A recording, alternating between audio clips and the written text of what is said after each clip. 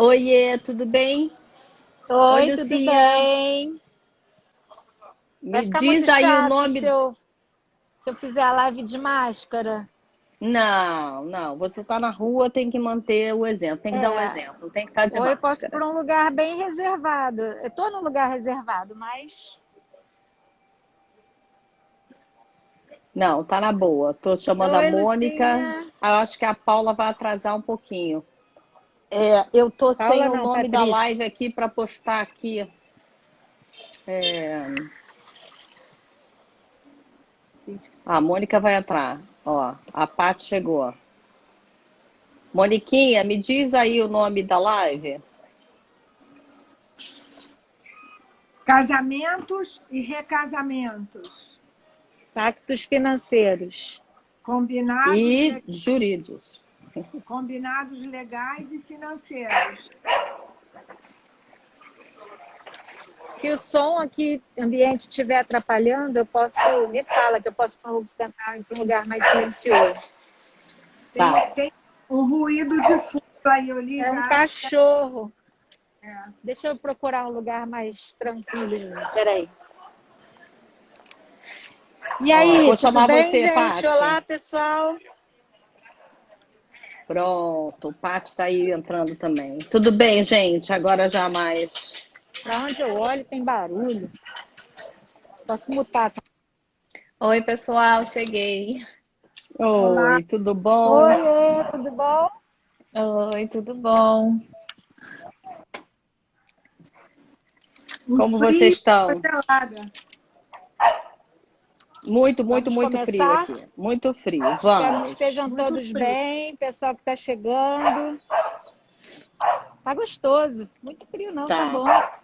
Tá bom, aqui em Vou casa é fazer uma pergunta que é para mim, para você, para as meninas, para todo mundo ao mesmo tempo. Na verdade, eu vou começar por uma impressão minha. Quer dizer, eu lido com o aspecto financeiro. Então, quando vai bater na minha porta, às vezes as questões ainda não foram trabalhadas, não foram discutidas, as questões financeiras, né?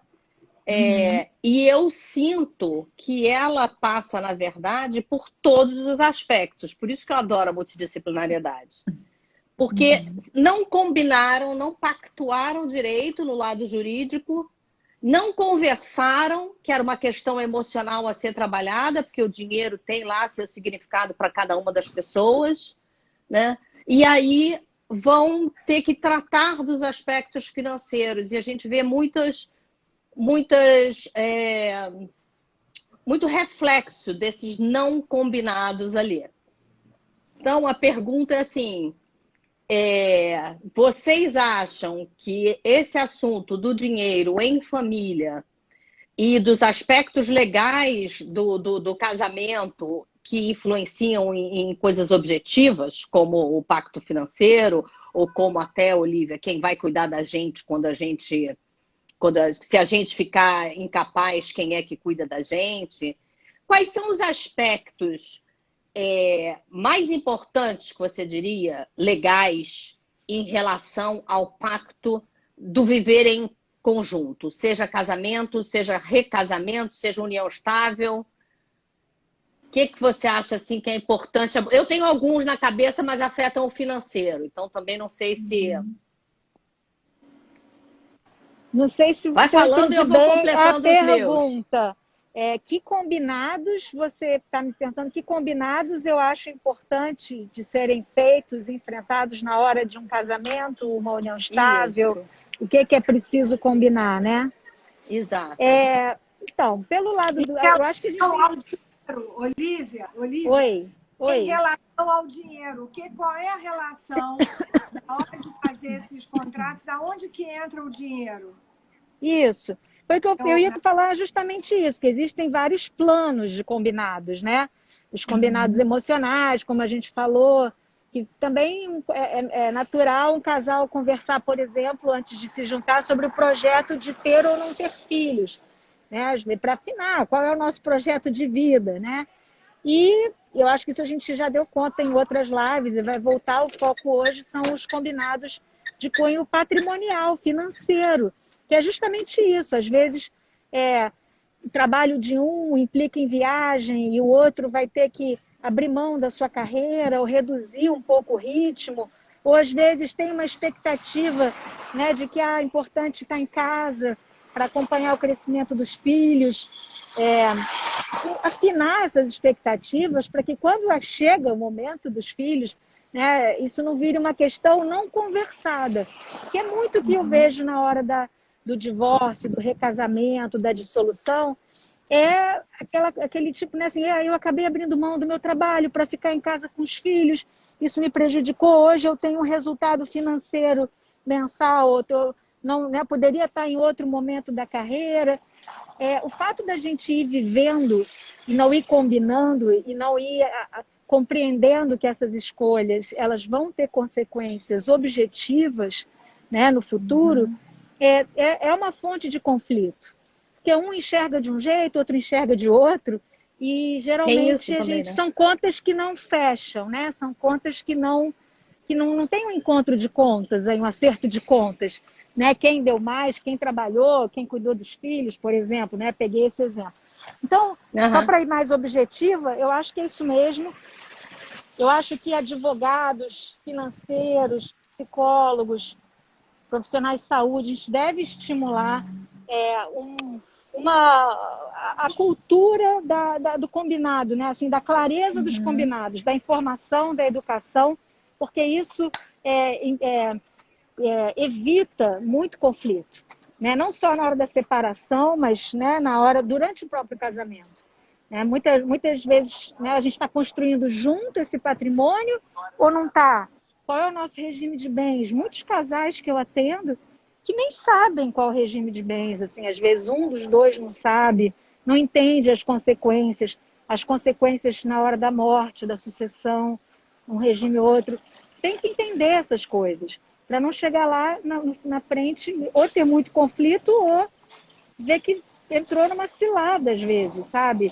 De não ter feito um planejamento do que aquilo ia acarretar na carreira, na independência financeira, na divisão de um patrimônio, às vezes até, né, familiar, que está na família há muito tempo. Tem N situações que a gente pode trazer aqui para a conversa. Vai abrindo. Eu queria depois, em algum momento, fazer uma linha do tempo. Não sei se as meninas querem falar alguma coisa. Eu queria fazer uma pergunta para a Olivia, né? Eu acho que eu imagino, mas por que as pessoas ainda têm tanta dificuldade de falar sobre isso? É um assunto tão espinhoso. Eu acho que eu faria essa pergunta para você, que é psicóloga, para me dizer o tabu que é falar sobre dinheiro. Porque, como advogada, eu acho que é muito prático. Na verdade, é uma coisa, uma dificuldade da nossa cultura, né? Que acha feio falar de dinheiro. É feio, é invasivo, não é romântico, já está pensando... Enfim, eu estou num lugar que está com muito barulho. Se tiver ruído, vocês me falem. Eu posso me mudar de novo. Para te ouvir. Tá bem. Então, assim, é isso. Eu acho que para um advogado nunca é um tabu. Você vem para o escritório, o advogado vai falar tudo e vai encarar as questões. Mas você vê que para as pessoas são, né? As pessoas não falam, né, Bebel? A mulher, né? Assim, quer dizer, quando chegam a mim, falam, né? Porque já vem com alguma questão financeira. E aí é o lugar de falar, né? A Mônica caiu, eu estou tentando colocar ela aqui.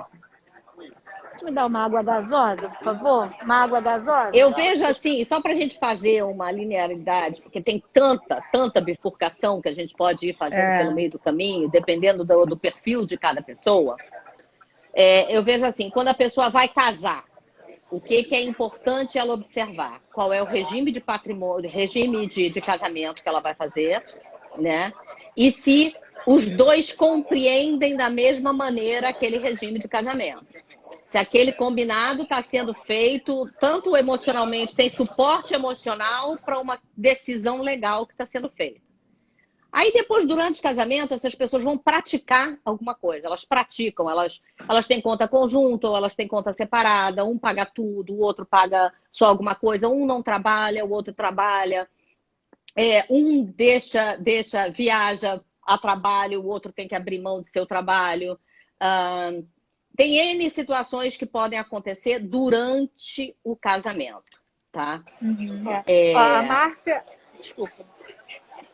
É que a Márcia comentou aqui, talvez as pessoas entendam que estão colocando dinheiro acima do amor e do sentimento. É fato. Parece que é uma coisa mesquinha. Parece que falar de dinheiro tem interesse, já está pensando como vai ser, se vai dar certo, né? E eu acho que é justamente o contrário. Na verdade, falar de dinheiro, falar de regime de bens, falar desses combinados, quais são essas expectativas, é uma medida de cuidado. Eu tenho falado muito isso para os clientes, é uma medida de amor, sabe? Não é? Então, é alguma coisa assim, eu estou te protegendo e você está me protegendo. Vamos ter clareza de qual é o nosso combinado. Tudo é possível. Estamos protegendo o nosso relacionamento, né? E quando a gente cria assuntos que não podem ser conversados porque soam, como você colocou aqui, né? Parece que eu estou colocando o sentimento abaixo. Qualquer coisa, porque a nossa cultura tem isso. É feio falar de dinheiro, está mudando, eu acho, mas... né? A gente acaba descuidando do outro. A gente cria esses assuntos proibidos que vão virando fantasmas, né? De acordo com o Pondé, que é filósofo, isso daí vem depois com o romantismo realmente. Foi criado aquele amor ideal, né? Aquela coisa, inclusive, difícil de no dia a dia a gente conseguir. Eles acabam normalmente em morte, ou então foram felizes para sempre e você não vê a realidade como ela é, né? Então a história acaba ali, ou morreram os dois por amor, ou então acabou a história e você não sabe como é que foi o Felizes para Sempre, como é que rolou. E eu acho que isso aí está muito mais na tua área, Patrícia. Bebel, mas deixa eu ir um pouquinho mais...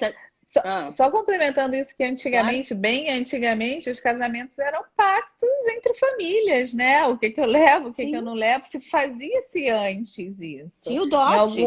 Em algum momento virou essa coisa romântica e que o dinheiro virou um lugar de desconforto, tabu que não se pode falar, e eu acho que vem trazendo muitos problemas durante e pós o casamento por coisas que não foram faladas previamente, né? Mas o casamento, ele tinha essa função única e exclusivamente, a família patrimonial, de preservar os patrimônios, de juntar os patrimônios. É muito curioso. É realmente essa coisa romântica, né, que acabou com a possibilidade de a gente falar sobre isso. E aí ficou um vácuo, né? Diz o Pondé, de novo, voltando para ele, que é um contraponto à Revolução Industrial, que criou-se isso, o materialismo, e aí começou-se a valorizar o sentimento e etc. Só que desbalanceou, era muito materialista, de repente ficou, talvez, muito só no emocional, e a gente tenha que achar aí um meio do caminho. Agora, tem outras coisas do casamento, além da discussão, do amor, etc., que vai indo mais adiante. Assim, casou, tá lá, tem todas essas questões e os combinados. Então, é bom a gente trazer para o público geral que você pode repactuar. Mudou, a decisão é outra, você pode repactuar. Você pode fazer combinados paralelos do tipo, tô indo lá, abrindo mão da minha carreira é excelente, eu tô muito bem na minha carreira, mas meu marido ou minha mulher foram transferidos para fora do Brasil e eu vou acompanhar e tentar fazer uma carreira lá, etc. Mas como é que acontece? Como é que é isso? Existe muitos casais, ou pelo menos tem um casal, muitos é ótimo, né? A gente já vai generalizando tudo. Mas eu sei de um casal que fez um pacto, de fato, dela receber o equivalente a um salário. E isso ir sendo... Eles eram casados com separação total de bens.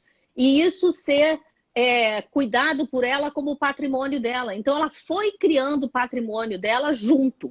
Eles preferiram isso do que fazer um pacto de comunhão parcial, por exemplo. Então, é importante trazer que isso pode ser alterado. Bem interessante isso, bem interessante. Quer dizer, se você abre mão da carreira para acompanhar o marido, por exemplo, né? Sei lá, vai trabalhar fora, e aí você tem que combinar que um percentual da renda dele você vai receber. É interessante, né? Para você ir montando, tendo um patrimônio próprio, uma divisão, uma aposta, né, no outro.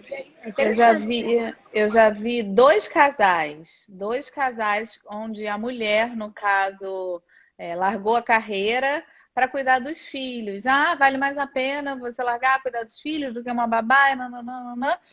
Foi um pacto, foi feito entre eles, voltou todo mundo de acordo, mas no longo do tempo eles acabaram se separando e, enfim, a explicação que se chegou, dois casos, era que ele tinha perdido a admiração por ela, pela mulher que ele conheceu, que trabalhava, que estava ali junto.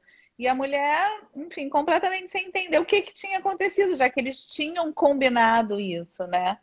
E foram dois casos que eu vi. Mas é que a gente faz combinados e às vezes os combinados eles têm consequências que a gente não imaginou. Exatamente. Então, o quanto é importante manter a conversa aberta, né? Uhum. E a ideia de, como a Mônica fala, uma vez por ano repactuar, vamos continuar junto, né? Bom que a Mônica voltou. Plano. É isso que eu ia falar. As pessoas tendem a achar que o combinado, que o acordo, ele tem que ser definitivo, ele tem que ser congelado, ele não é, ele precisa ser atualizado, né? E a gente é que tem que se encaixar o combinado. Olha só que coisa doida. Ao invés de você fazer o seu combinado e ele se encaixar a tua realidade a você que tem que se encaixar um combinado que você fez e que já não é mais, né? Não é mais do teu tempo. Sim, a gente não é... Desculpa, Paty, fala. Pode falar. Não, pode falar, Mônica. Não, eu estou pegando o bonde andando, eu tive que subir para o 9º andar. Saí lá de casa, estou no 9º andar. Mas o que acontece? Vocês estão falando, que eu peguei, que vocês estão falando de combinados, da importância dos combinados. Agora, eu acho que tem isso, mas eu queria que a gente pensasse um pouco o que ter relação com o dinheiro dificulta essa conversa. O que o significado do dinheiro, porque eu acho até que fazem combinados aonde vão morar, se vão ter filhos. Esses combinados são combinados, a princípio, fáceis de serem traçados. E todos têm consequências financeiras, né? Uhum. A questão é qual é o significado, né, do dinheiro, entre aspas, na vida da gente como um todo. Por que o dinheiro, no mundo que a gente vive, né, tem esse peso tão grande? Tanto no sentido de manter um equilíbrio, de trazer uma série de benefícios, porque a gente vive num mundo que sem dinheiro a gente não sobrevive, mas na dificuldade de falar disso. Eu me lembrei, o Daniel Kahneman, se vocês lembrarem, ele diz que até convertendo para real a 13 mil reais, a falta de dinheiro cria uma carência muito forte. Ele trazendo isso em dólar para a população americana. A gente tem que fazer essa transferência para o Brasil. Mas, é uma curva de felicidade que ele fala, não é isso? Até 13 mil reais, você tem menos do que isso, o dinheiro te deixa realmente sem recurso, sem condições. Não. Qualquer acréscimo te traz mais felicidade. Não. Qualquer acréscimo não traz a proporção que a gente imagina que traria. E vocês devem ver isso nos consultórios e nas clientelas de vocês. O fato de você ter muito dinheiro não garante nada. Nada. Então, tem um mínimo, né? Mas, principalmente, eu acho que tem uma lente do peso, do significado, da importância que aquele dinheiro tem para cada um de nós e para a dinâmica na vida da gente. Então, é por conta disso, eu acho, dessa subjetividade que está envolvida no dinheiro, em termos de crenças, que fica tão difícil, eu acho, Olívia, para fazer esses pactos financeiros, que fica esses pactos conjugais e relacionais, que fica tão difícil chegar no seu consultório, parece que é uma coisa externa, parece que você vai, é como uma dieta, como um exercício, parece que é uma coisa que alguém vai fazer por você. Mas o quanto que é importante a gente entender que a gente traz isso na nossa história, a gente traz isso nas nossas lentes. e traz isso na nossa cultura. E o que eu acho que a gente está remexendo nisso é para cada um pensar um pouco como é que vem essa forma de lidar com o dinheiro, essa forma de contratar, essa forma de juntar ou de não juntar. Fala, Bel. Não, a Paola falou aqui que tem que ter intimidade, há um tempão atrás. E eu totalmente concordo, tem que ter intimidade para tocar nesse assunto. Levando muito para isso que você está falando, Mônica, como é que os pactos, e o que a Patrícia falou até de um casal que deixou de admirar porque fez porque mudou a relação ali, mudou o combinado. Estou tentando ser clara aqui. Assim, você faz um combinado. Vou dar um exemplo, que eu não queria dar um exemplo, mas uma pessoa que eu conhecia que estava dentro de um casamento e ela largou o marido para se casar com uma pessoa que também era chefe dela e que tinha muito mais dinheiro do que ela e que tinha família bem-sucedida, parte bem-sucedida, parte dependente, e ela uma família complicada. Ou seja, ela não conseguia falar com o marido sobre as inseguranças financeiras dela, porque ela imaginava que ia ser recebido como interesse, como ficou comigo por causa disso, né? E aí as relações de trabalho iam também se misturando, né? Ela dependendo dele para receber o próprio valor do trabalho dela. Então, fez uma panela emocional, gente, que aonde que a gente, às vezes, até deturpar, vou usar a palavra deturpar, mas talvez não seja, aonde que a gente não cuidar do dinheiro nos coloca, às vezes, dentro de uma relação. Que lugares desconfortáveis que a gente acaba vivendo por não conseguir falar, não ter a intimidade, como disse a Paola, ou até isso, para mim, escancar a falta de intimidade que, para mim, seria importantíssima num casamento. Pois é, mas olha só, Bel, a pergunta que eu devolvo para você é por quê? Não é aonde, é por quê? Por que que para algumas pessoas é tão difícil falar de dinheiro? Por que que para alguns casais é tão tabu essa questão de dinheiro? O que está por trás?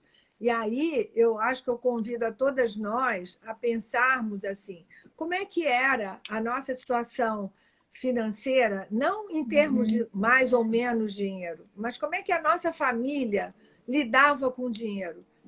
Qual era o valor e qual era a intimidade que se podia ter?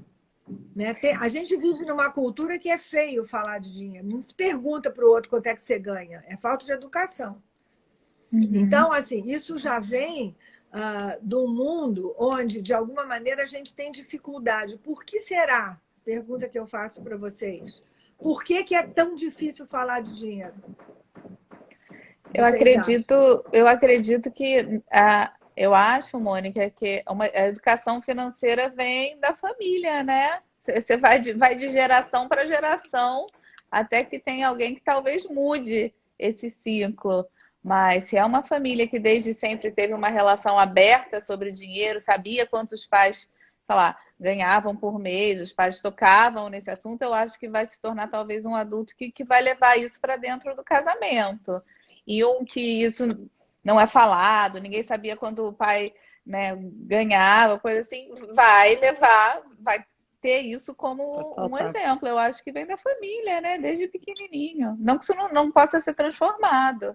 E aí eu acho que por conta disso, casais que têm um disparate, né, financeiro, isso se torna uma coisa um pouco mais complicada, porque eles acabam sendo bem diferentes em relação a isso. Não que não possa, né, se igualar, mas são diferenças que vão fazer ressonância, né? Então você está falando duas coisas. Primeiro, assim, uma cultura familiar, né? Sim. onde esse pode ser um tema mais ventilado ou menos ventilado, né, mais aberto, e o que está por trás desse conflito, o que o dinheiro, numa situação de casal, de não poder falar, quer dizer, você vem com aquela lente, e aí a sua situação agora, aqui, no aqui e agora, impede que você tenha uma abertura para falar disso com seu par. E aí vai construindo um distanciamento, o que alguém falou aí, eu acho que é a falta de intimidade para poder falar disso, porque vem ao encontro dessa fala que você traz da sua história com a situação do seu contrato de casamento, que aí já entra um pouco na seara da Olivia e da Bebel a nível de planejamentos e contratos onde se possa falar de dinheiro. Uhum. Sim, eu acho que a dificuldade vem daí, de ser assim, meio que, eu vou chutar aqui, é da área de vocês, mas ser uma coisa da ordem do desejo. Você tem ali coisas que você deseja realizar, ser, parecer, etc. Tudo passa pela capacidade financeira que você tem. Não. É curioso, porque eu fui olhar assim na internet curiosidades em relação ao dinheiro e vi uma pesquisa de que quanto mais velho, menos valor a pessoa dá ao dinheiro. Então, assim, o que traz felicidade? Quanto mais jovem é você ter. Quanto mais velho é você ser, é você usufruir. Chega a ponto de dizer, às vezes um cafezinho é mais prazeroso do que você ter X dinheiros no banco, etc. É óbvio que, guardada aquela questão do Daniel Kahneman, tem um mínimo, né? Tem um equilíbrio. Mas, assim, essa abertura para você poder tratar e botar o dinheiro nos contratos, eu acho que vem um pouco com a sabedoria da vida, vem um pouco com a experiência, vem um pouco com a reflexão em cima da importância desse ponto. E com a falta de cultura que eu acho que a gente tem, com os tabus que a gente tem em relação a isso. A Mireza comentou aqui nos comentários, né? Ela falou tem que ter intimidade e maturidade, né? Que tem a ver com isso também, né? Um amadurecimento para lidar com as questões e colocar, ouvir. Eu estou pensando aqui também numa aula que assisti outro dia, porque o dinheiro é um recurso finito, né? A economia, na verdade, é uma matéria que estuda todos os recursos finitos. E entre eles coloca-se a vida, porque a vida acaba também. E será que a gente não tem essa dificuldade toda? Tudo bem que a gente tem dificuldade em outras situações, tipo até com amigo, para dizer quanto é que ganha, quanto é que não ganha, quanto é que foi o apartamento, quanto é que paga, né? Mas dentro da relação, a gente vai estar falando da possível fim da relação? Quando a gente vai fazer pactos que nos protejam exatamente do fim da relação? Porque é muito difícil para eu falar quando eu vou falar assim, olha, porque tem outras questões que também passam muito pela tua área, a Olivia, que são as questões de, gente, se eu ficar inválida, se eu tiver um AVC, se eu tiver algum problema que eu não possa cuidar de mim, quem vai cuidar do meu dinheiro? Quem vai cuidar da qualidade do meu tratamento, da qualidade da minha vida? Então, e isso é ali. Normalmente é a pessoa que está morando com você, né? Não são nem seus filhos. Então, isso é outra questão. Do testamento vital, dos cuidados. Eu acho que o que você está falando, em síntese, vê se é isso, eu estou entendendo, né? Da importância da gente trabalhar preventivamente, da gente, né, exercitar cenários futuros e já pensar, já arquitetar minimamente quais são as saídas, como é que a coisa ela vai se dar. E isso vale para tudo, né? Para um divórcio, para morte, para invalidez, tudo isso. E aí vocês não acham que a nossa cultura, e aí que eu acho que a dificuldade está justamente em entrar em contato com a finitude, no momento que você está apostando, né, Tô você quer casando, tô apostar, apaixonado. você está apaixonado, você não quer pensar na Tudo sua vai dar morte. certo. São pensamentos desagradáveis, são pensamentos difíceis, né, da gente saber. E isso dá para entender porque é difícil, né? Só que algumas culturas que têm uma relação mais pragmática, né? Os americanos são mais, eu acho que eles lidam melhor. A nossa tem essa, né? Sofre, né? Assim, é mais difícil, tem mais, não sei, aí que a gente fala. E eu acho que isso está mudando, porque a gente está envelhecendo mais, porque o divórcio hoje é uma realidade muito mais aceita, muito mais comum do que há 20, 30 anos atrás, né? 44 anos atrás, nem era possível se divorciar no Brasil.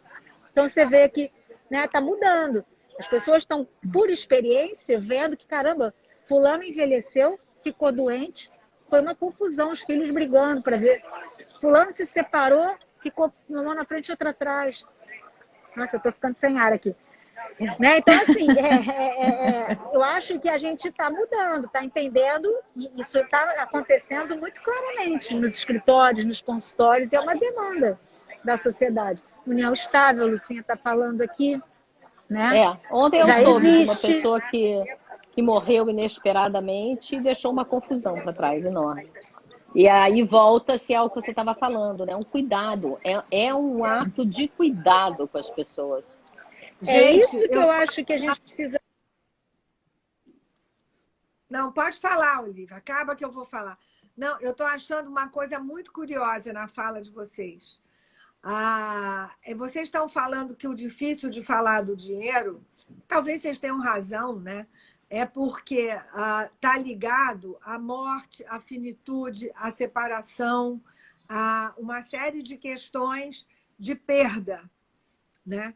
Só que, na verdade, o olhar para o dinheiro, o falar para o dinheiro, não tem a ver só com amanhã, tem a ver com a finitude, sim, com uma possibilidade, se a gente separar o que vai acontecer, mas tem a ver com o presente, tem a ver com hoje, tem a ver com a qualidade de vida que a gente tem hoje. Então, a gente precisa cuidar de tentar também passar essa leitura, que eu acho que vem um pouco de talvez situações políticas, econômicas, de geração, de mudança de status. Tem uma porção de outras coisas envolvidas políticos, sociais, mas eu acho que esse olhar nosso para o dinheiro precisa virar o prato para o outro lado, tem que olhar como uma coisa de recurso,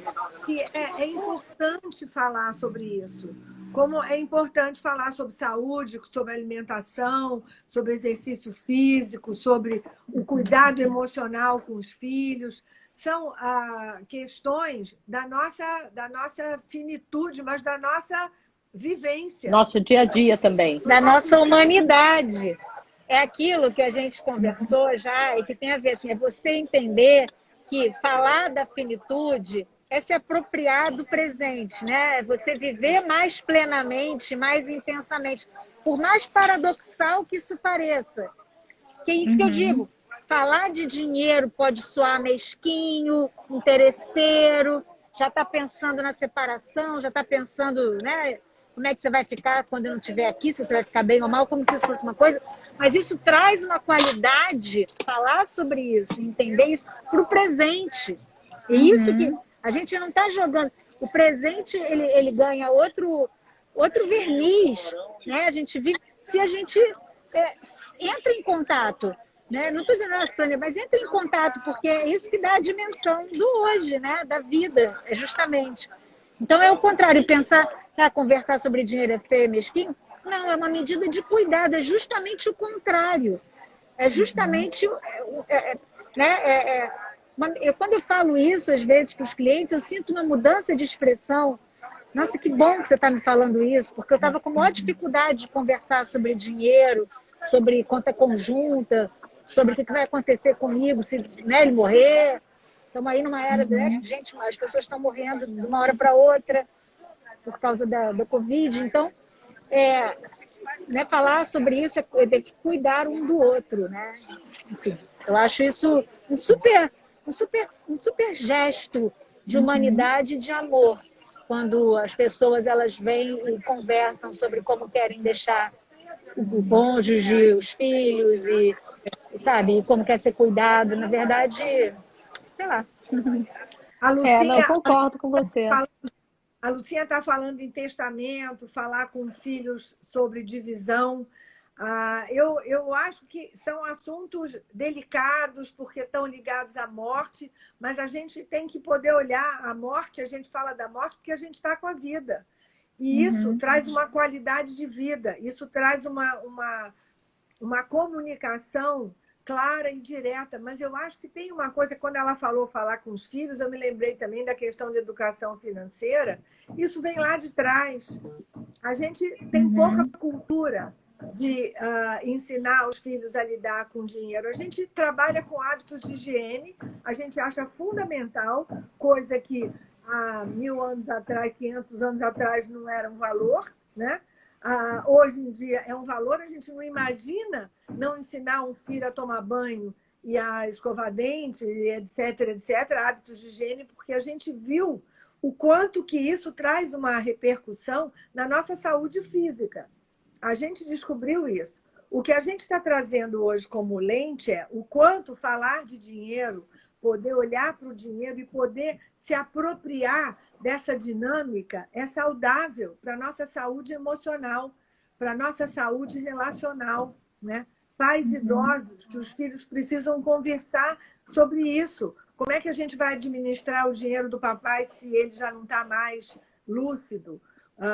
Pais ainda no momento onde vão envelhecer, o que eles querem dizer para os filhos, como é que eles querem que use o dinheiro deles.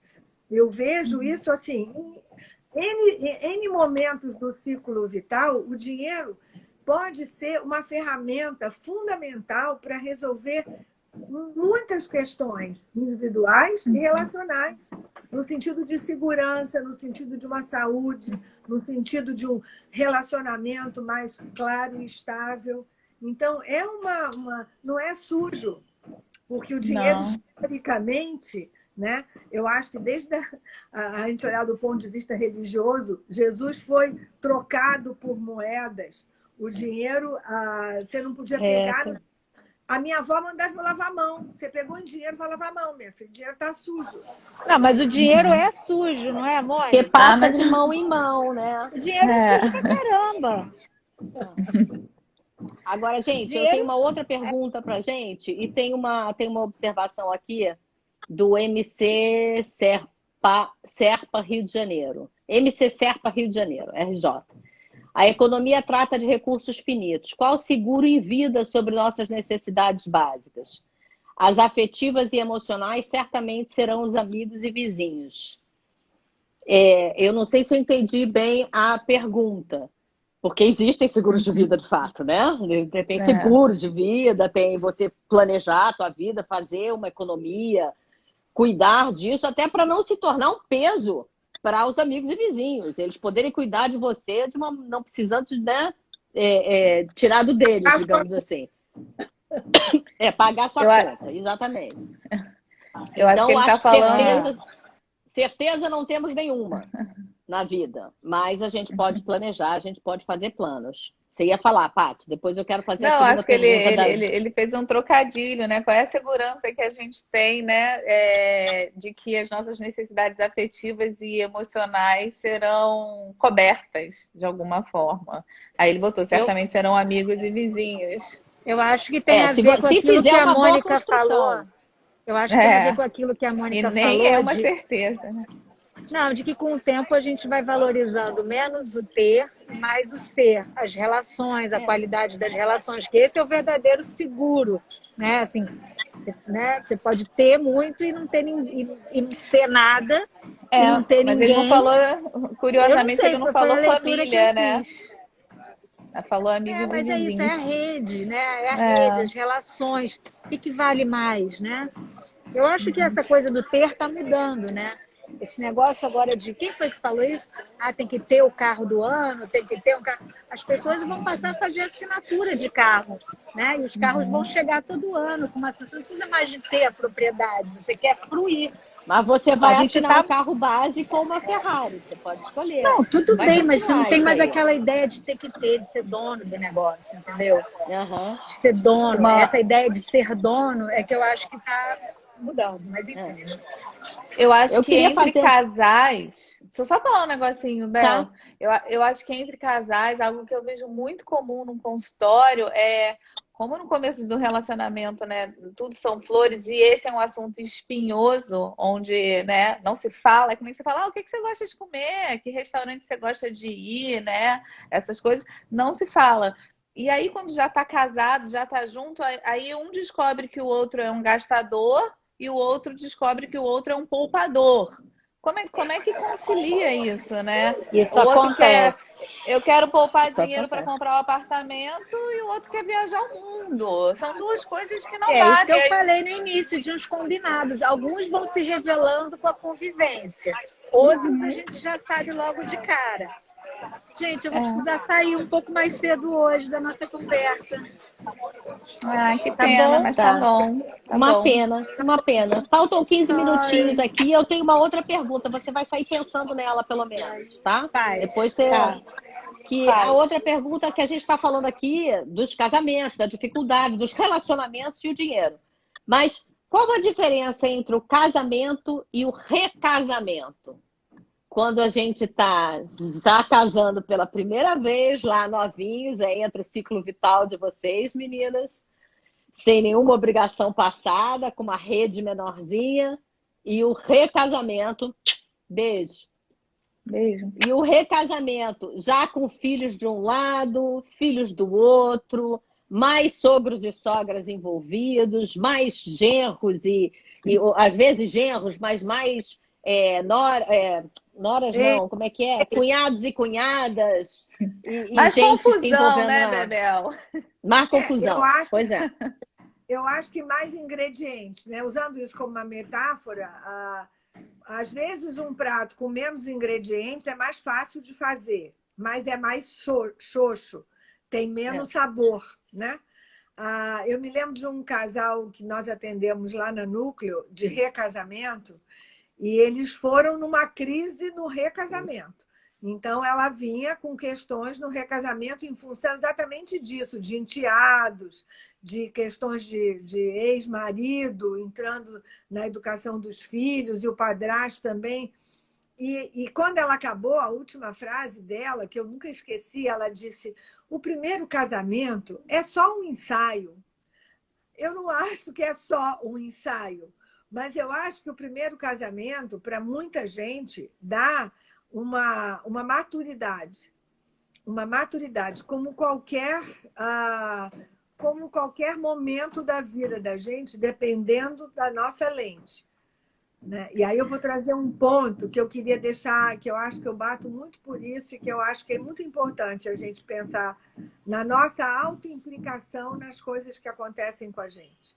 Porque eu acho que a nossa maturidade está em você, a nossa maturidade é a nossa saúde emocional, financeira, é você perceber que, assim, tem coisas que eu posso fazer. Não adianta eu jogar a responsabilidade para alguém que não fez por mim, ou alguém que não me ensinou, ou alguém que não me falou disso.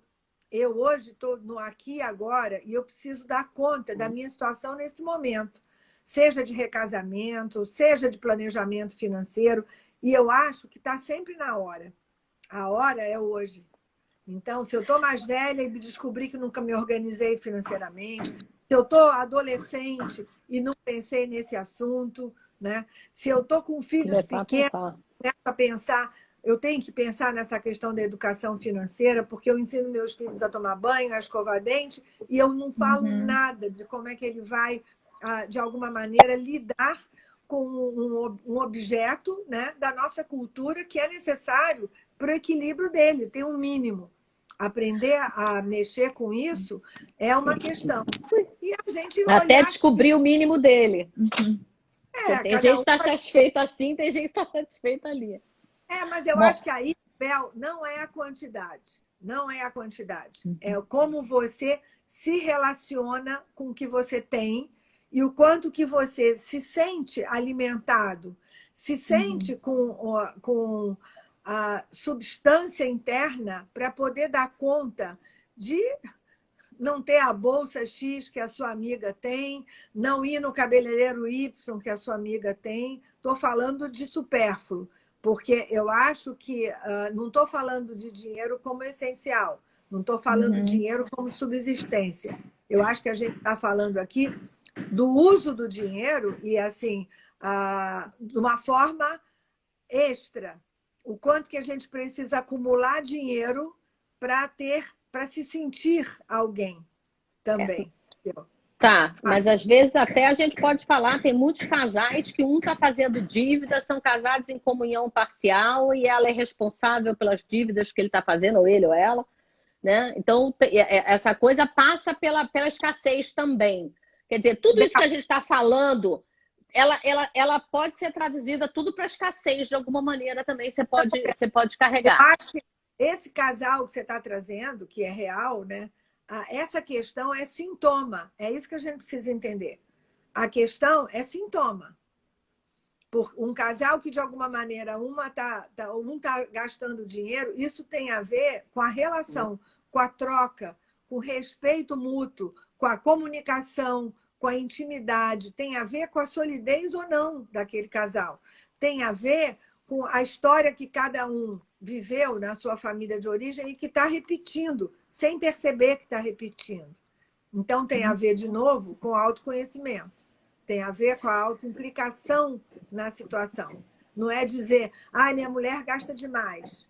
O que será que eu estou fazendo na minha questão financeira? Porque eu acho que é no aqui e agora que a gente atualiza e que a gente cria recursos de vida. É no aqui e agora. É em como eu como, é em como eu uso dinheiro, é em como eu converso com as pessoas, é em como eu troco e junto e gasto. Então, eu acho que, assim, o que eu posso mudar numa situação, num sintoma que está disfuncional. Eu acho que é esse o ponto que, assim, que eu acho que cada um precisa refletir um pouco para não se colocar como vítima, para não achar que meu marido me poda, ou minha mulher gasta demais. Não, aonde está a nossa conversa sobre o financeiro? Né? Por que eu não consigo olhar para isso? Eu, pessoalmente, durante anos, eu não consegui olhar. Porque a impressão que eu tinha que se eu olhasse para essa questão financeira, ia criar uma crise no meu casamento que eu talvez não desse conta. Agora, eu não sei. Hoje, talvez, com a sabedoria que eu tenha, talvez eu tivesse feito diferente. Só que, com 30 anos, com 20 anos, eu não enxerguei dessa maneira. E pela história da minha família, lidei com o dinheiro dessa forma. Então, para quem tem 30, tem 40, pensa nisso agora. Pensa nisso agora. O que eu estou podendo fazer com isso que vai trazer para mim recursos de vida, recursos de autonomia, recursos de uma situação mais leve em lidar com dinheiro? Não sei. Mônica, eu já pensei tanta coisa, já até me perdi aqui. Mas uma coisa né, quando você falou do recasamento e você falou de uma pessoa que falou que o primeiro casamento é um ensaio, me veio uma frase que eu acho maravilhosa, que é que a gente cometa erros inéditos, né? Que a gente deveria cometer erros inéditos. Então, quando a gente for para um recasamento, óbvio que a gente vai cometer erros, mas que não sejam os mesmos. E falando, né, dessa questão financeira, que eu acho que a gente está sempre evoluindo e está sempre aprendendo. Não dá para ficar batendo na mesma tecla e cometendo o mesmo erro. O outro ponto é que, em cima disso que você falou hoje, eu estava no consultório de manhã e eu atendi uma paciente que ela falou assim: a minha mãe, ela ficou muito brava com meu pai, porque o pai dela é médico, porque ela descobriu que ele tinha muito dinheiro guardado e que ela não sabia. ela se sentiu traída. E eu falei, sim, a traição ela não é só sexual, né? Romântica, afetiva. A traição é uma traição financeira também. E a mulher se sentiu traída. Sumiu sua voz. Foi só para mim? Voz. Não, Voltei. Não, voltei. vou- E a mãe, e a menina, né, defendendo o pai. Ah, mas a minha mãe é uma gastadora. Ele fez isso para proteger ela, porque o dinheiro também é dela. Mas foi uma crise no casamento e eles quase se separaram quando ela descobriu que ele tinha muito dinheiro. Estava guardado, né, poderia ser dela. Isso aconteceu hoje, né? E acontece diariamente no consultório, falas, né, conflitos em relação à questão financeira, em casais casados, separados, filhos, famílias, é um assunto de extrema importância e as pessoas não falam. Você começou essa fala, falou uma coisa que eu achei muito legal, assim. Você falou não que não vai errar num recasamento, né? Não é o fato de você ter ensaiado num primeiro casamento que você vai acertar todos os passos no próximo espetáculo que você vai atuar. Mas eu acho que é verdade.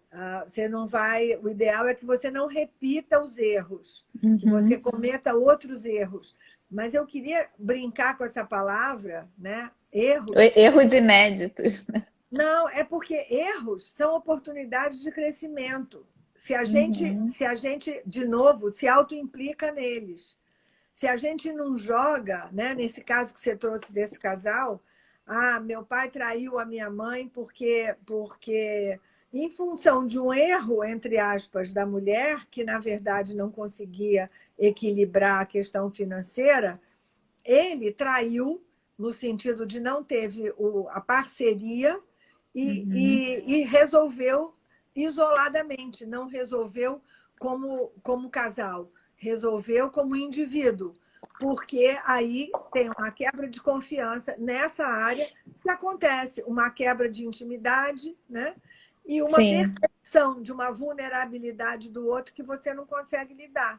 Porque ele podia ter deixado ela sem nada. Podia. Né? Também ela pode ressignificar isso como um cuidado com ela, como a forma que ele encontrou de protegê-la quando ele não estivesse mais vivo. E não de alguém que foi usura e não conseguiu viver o dinheiro. Né? Então, assim, essas são muito importantes da gente poder olhar assim, qual foi a minha parcela. Em vez dela achar que ele traiu ela olhar assim, por que será? O que foi que eu fiz que provocou essa atitude nele? Né? Sim. Quer falar, Bel? Gente, faltam 4 minutinhos aqui. Eu queria tentar ver se a gente consegue dar uma amarrada na nossa conversa, que é casamentos e recasamentos, combinados legais e financeiros, né? Então, acho que de tudo que a gente falou aqui, a palavra que fica mais forte para mim é combinados, né? Então, combinados, elas vão dar a forma legal, né, e o resultado financeiro. Porque são esses combinados que vão regendo a nossa vida. E aí, quando vocês dizem, às vezes, o financeiro vai lá e ele tem algo de terapeuta, ou sei lá o quê, ou o advogado também, né? Não, mas é porque, gente, permeia tanto essa questão emocional, todos os aspectos da nossa vida, mas eu também, quando eu olho para o financeiro também permeia todos os aspectos da nossa vida e influencia, às vezes, causando problemas emocionais. Quer dizer, é retroalimentador. Todos esses assuntos são retroalimentadores. E aí eu queria lembrar do... Fala, Mônica. Não. Essa palavra que você falou, que você reforçou para o fechamento aqui dos combinados, é exatamente isso. E alguém falou da intimidade. Para a gente poder combinar, a gente tem que falar sobre, a gente tem que dialogar, a gente tem que conversar, mas conversar com escuta. Não é conversar buscando argumentações dentro da nossa cacholinha e não estar nem preocupado com o que o outro está falando. Essa possibilidade de fazer combinados é uma dificuldade muito grande em relações comerciais, familiares. E é importante a gente ver que combinados a gente vai fazer nos casamentos, nos recasamentos, dentro das famílias. em diferentes momentos do ciclo vital, né, em como vai educar. Então, essa palavra é uma palavra-chave, eu acho que eu queria deixar aqui. A importância dos combinados, cuja ferramenta principal é a nossa troca, é o nosso diálogo. Eu acho que é esse que é a questão. E eu queria terminar. Hoje eu não terminei, eu estava ouvindo uma aula daquela filósofa, a Lúcia Helena Galvão, sobre transparência. E ela estava falando da etimologia da palavra transparência. Não sei se eu vou falar. É alguma coisa sobre atravessar a luz, né? Você ser transparente. Então, eu acho que numa relação a dois, né? Uma relação, você precisa ser transparente. Isso é ser íntimo de alguém, né? Você conseguir ser você mesmo. Então, para falar sobre dinheiro, para falar sobre sexo, isso leva nós aqui ao nosso aplicativo que se chama Base Diálogos, para todo mundo curtir, porque a gente fala exatamente sobre isso, sobre dialogar, sobre você mostrar quem você é para o seu outro, para o seu companheiro e ser transparente, né? Nessas relações que eu acho que fica mais fácil. A comunicação fica mais fácil. O aplicativo está no seu desejo ainda, e no nosso. É no nosso Instagram, que você quer dizer, né? Isso, no nosso Instagram, Base Diálogos. Eu estava aqui, bem, cedo, mas tudo bem. Soltei, mas aguardem. Mas aqui é no Instagram, gente, Base Diálogos. Bom, e eu vou encerrar com uma provocação, então, que é saber qual é o valor do dinheiro na vida de vocês. Porque, assim, tem uma frase que atribuem a Sócrates, mas eu não acho muito a cara dele, mas eu também não sou estudante de Sócrates, né? Que é: o amigo deve ser como o dinheiro, cujo valor já conhecemos antes de termos necessidade dele. Então, eu acho que nós todos lidamos com o dinheiro, ao contrário dessa frase, como se nós não soubéssemos o valor dele e só vamos dar valor ao dinheiro quando a gente tem a necessidade dele. A gente não sabe o valor, Bel. Você tem toda a razão. A gente não sabe. O dinheiro... Ele é referencial, ele não é absoluto o valor do dinheiro, né? É sempre comparado com alguma coisa. Isso, ele é proporcional à nossa necessidade. O que a gente precisa é ter noção da nossa necessidade. E eu acho que para isso, vou fazer uma propaganda aí do seu trabalho, a gente ter um planejamento financeiro é importante, porque a gente sabe o tamanho da nossa necessidade. Quanto a gente gasta, quanto a gente precisa, quanto a gente tem que juntar para poder envelhecer. Então, acho que isso é uma nova educação financeira para todos nós. Bebel Montenegro. Aí eu vou falar uma frase aqui que é atribuída a alguém: enquanto a gente planeja, Deus ri. Mas tudo bem, a gente vai replanejando e recalculando a rota. Por isso que é importante. Bebel, rapidinho, só falando sobre esse seu trabalho, uma vez eu perguntei para um paciente o que deixava ele seguro. E ele falou assim: dinheiro, né? Porque era muito mais dele ter uma segurança emocional em relação ao filho, em relação à vida. Então é muito mais do que ter, né? Ter coisas, de ser seguro, estar bem, né? O dinheiro o valor dele, eu acho que é imensurável, muito mais nesse sentido do que no sentido do valor de comprar um carro ou um apartamento ou qualquer coisa nesse sentido. Poder receber seus netos, dar presentes para os filhos, para os netos, poder prover uma boa educação para seus filhos, tudo isso vai construindo um relacionamento. E esse relacionamento, quando você estiver mais velho, ele vai retornar para você de alguma maneira. Quer dizer, essas construções, não importa, não tem só o dinheiro permeando isso, mas eu acho que é muito importante. Ele é um fluxo vital, ele é um fluxo, né? Inclusive dentro da sociedade a gente fala do fluxo do dinheiro, né? Como é que a gente gasta, ele tem que ir rodando de mão em mão para poder criar valor para a sociedade. Então ele é um fluxo e a gente tem que encarar ele, eu encaro ele assim, né? Eu acho bom. E a gente vai lidando com ele e fazendo as construções da nossa vida. Perfeito. Muito bem, menina. Vou ter beijo. Vamos.